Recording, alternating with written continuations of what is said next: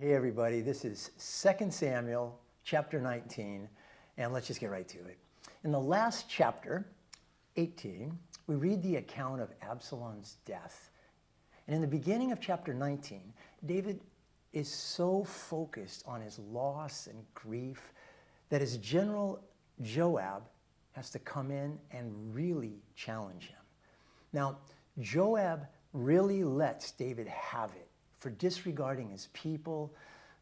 A lot of them had risked their lives for him. So he let David know that he's close to losing all of them. And quite frankly, Joab might be the person to make that happen. He really has that kind of power. So let's just start with verses 5 through 7 and hear what Joab said to David. Then Joab went into the house of the king and said, "Today you have humiliated all your men who have just saved your life and the lives of your sons and daughters and the lives of your wives and concubines.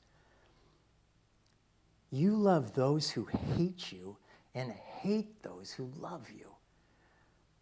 You've made it clear today that the commanders and their men mean nothing to you.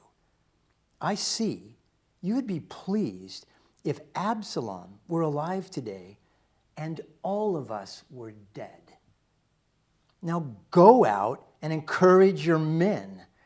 I swear by the Lord that if you don't go out, not a man will be left with you by nightfall. This will be worse for you than all the calamities that have come upon you from your youth until now." He kind of gave it to him straight between the eyes. So David responds to this rebuke, and he gets his act together in verse 8. He goes and sits by the gate and welcomes his victorious men back into the city.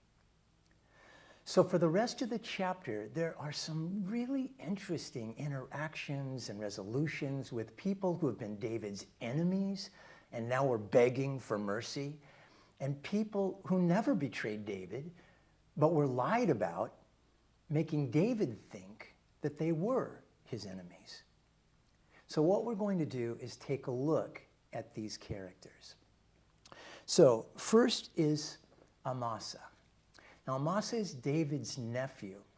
And in verse 13, David promises that he will make Amasa Joab's replacement. So this is interesting because Amasa was Absalom's commander. Now David could be replacing Joab with him for a couple of reasons. One, to gain the following of the people who had followed Absalom and Amasa. But there's another reason, and it could be that he found out about Joab killing Absalom. We know that in 1 Kings 2, where David's at the end of his life and he's giving instruction to Solomon, that he knows all about the murders outside of war that Joab was guilty of. He even tells Solomon to use his own wisdom, but that Joab should not die of old age. And Solomon followed through on that direction, by the way.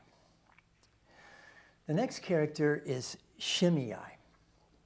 And you'll remember that in chapter 16, Shimei was cursing at David and his men and threw rocks at him as they were passing.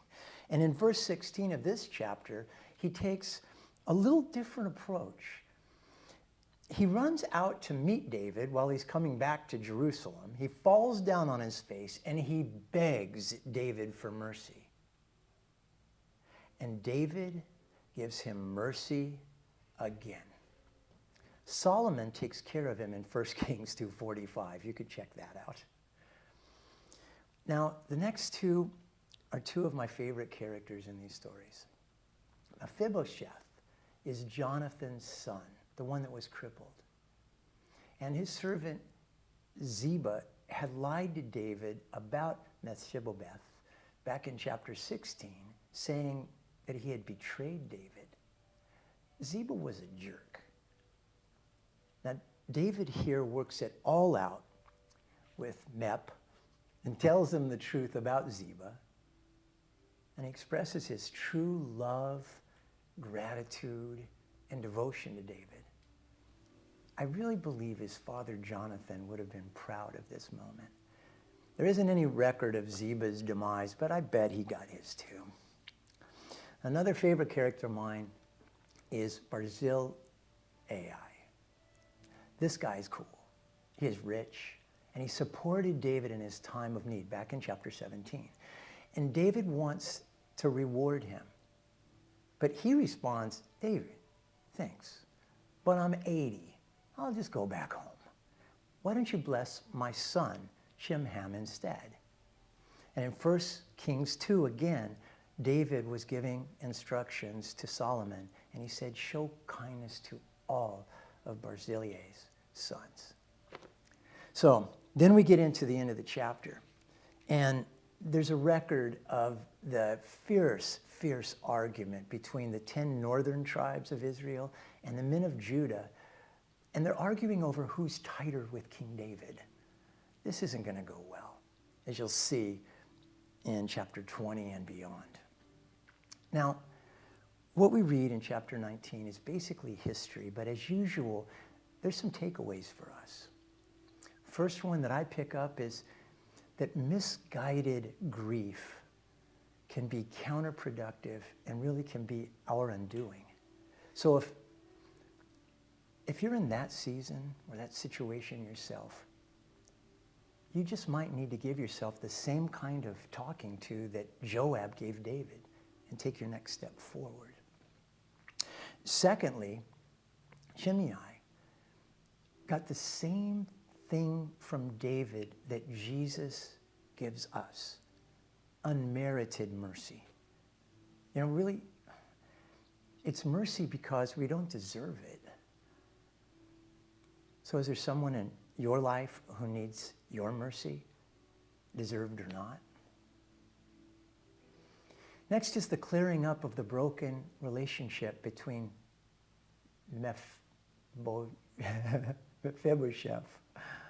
and David. It says in verse 24 that Mephibosheth, I said it so well, so often, Mephibosheth had not taken care. Let me read it to you.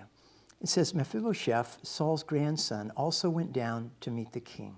He had not taken care of his crippled feet, or trimmed his mustache, or washed his clothes, from the time the king left until the day he returned safely. When he came from Jerusalem to meet the king asked him a simple question: why didn't you go with me? So it gives Mephibosheth an opportunity to tell him how Ziba ditched him and told David complete lies. So how about you? Do you have someone you need to clear things up with? Maybe you need to hear their side of the story. And finally, there's the gratitude that David wanted to show Barzillai. Who do you need to tell that you're grateful for them? Why not do it today? So you guys, take a takeaway, get to work. God bless you. We'll see you in chapter 20 coming up next.